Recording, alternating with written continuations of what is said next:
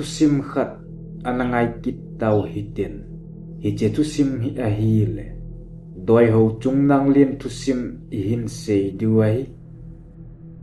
chu bang tun sai thu vai kiti khu khat a hian pasal khat doi ho an omen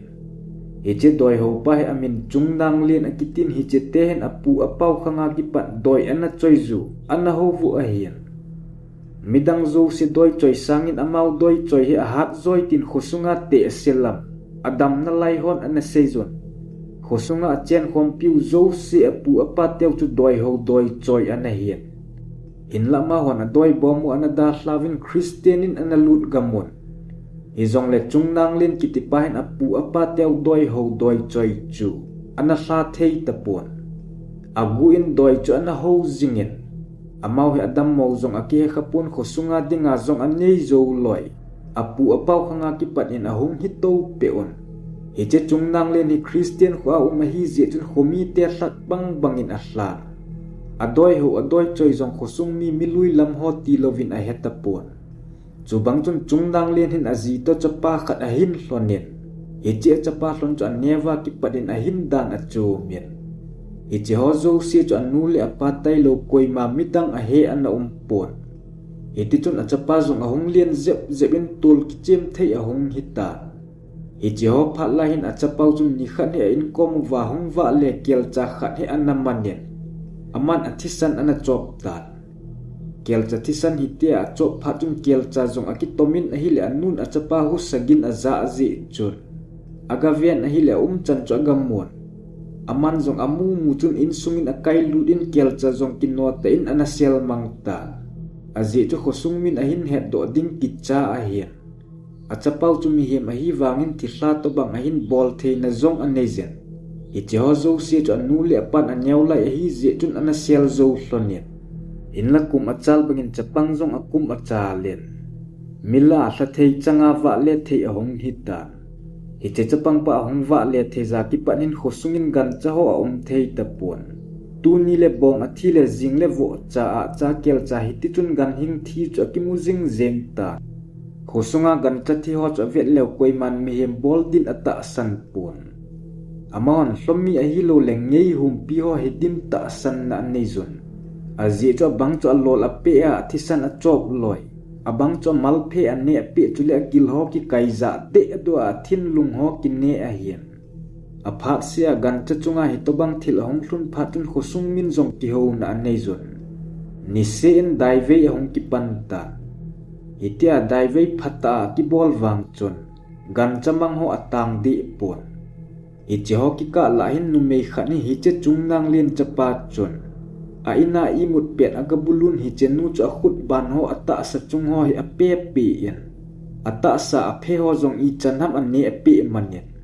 hi chenu zong a ki chat wal je chun a pengin a pen chun a zapha chanin a del phejun a hi le pasal khat a lup na ko na ahong hlai do a kot cha chop hla cha mu manon gollang hon hi che mu pau cha nung a delun hin la ma agangin het man lo kain asu un a ki hetapon hi chenya ki pat chun ama hon hi to banga gan hing lem hem chunga khan sit bol jing chu mumpi hlomi hilo mi hem zo a hi a hin hedo on nu mei nu chu koi mong ham tia do lew aman zong a he thei pon amanun a hong lut lam zong ane he phapon ki ning lova hin pe pha na bo chu a het do a hian hiti chun ni a hong chen alang khana chungnang lien le azinu zong alung gim hle hlon ta a chapau chunga hitia a ho pau doi mu theilo han vai a hin hop phat u wachun a ho wu chu da hla ding khosung mi khuna ki pi hla ding zong anagel hlon ta in la hi che cho bol hlon nge le a chapau chu dan dung zuiza I pi gon na pi diu ham thina chan gon na pi diu ham angai tu hlon le alung gim hlonen hi je chun hiti chun lung gim te in an hlon ta in lan ni hong che bang chun a chapau chu sel zo a hi tapuan sun khane khosung chapang khana in lei tula ki chem lai chung nang lien chapa hin amanen in sanglam hin apom su in a hi le hi che ho pet ta chu chapang papa chun amun aman zong amu mu chun a pen pum chun a mei pum akila doin a del su in a hi le a chapa chu a khut a keng a lol ho hi an a pe pi man ta in la mi pan amu phat chun chapang pa chu ada tan het man lo kain a su na ki kit tapon hi chenya ki patun hi to banga khan sejing chu chung nang lien chapa hi chu het do hong hitan ani khoma man hausa upon chung nang lien cho kovun thudo anei zun hele chung nang lien zong aki impon apu apa khanga adoi choi adoi hobu anga lo dan hole achapa hlagau phalo thilan akithopi dan ahile aman zong athunun zolo ho thu chu asejen aman zong adoi bom adoi ho anga din kitep na anejen hichenya ki patun adoi ho ananung sunin Christianin analuptan alang khana achapa zong a itle awangin hlagau phalo to hing khom hlakhom hi ta je chun khosung min anok no alodin anapedo ta hichenya ki patun khosung gol sangon achapa chu achang zingon hinla mu ji zong lew aman khathei povin amang ji ham setan hon a sel jiu ham koiman a hepon hinla chungnang lenin adoi ho a hin nga doi bom ho asa hla ji chun aho te hlagau yang seo achungin alungu a hangyen achapa amang chavin zan khani achapan apa chu gan chaho abol na bangin anabolin vet mel site in anathatta hichezowa ki panhin azinu zong inin a umngam tapon aphat sin azinu zong asuboi zun zan zong imu thezin asla tapovin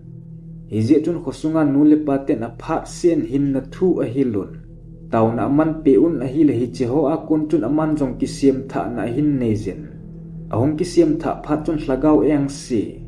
hlagau phalo hon ama chungin thu anei zo tapon hiche got mun lut na ding hin kho a konchun a hin kho le hlagau hu do in anna omen hinla chapa hlonwang alang zingen khatwei kum se la gan chaho athatin gama che ho zeng zong a hin bulu zin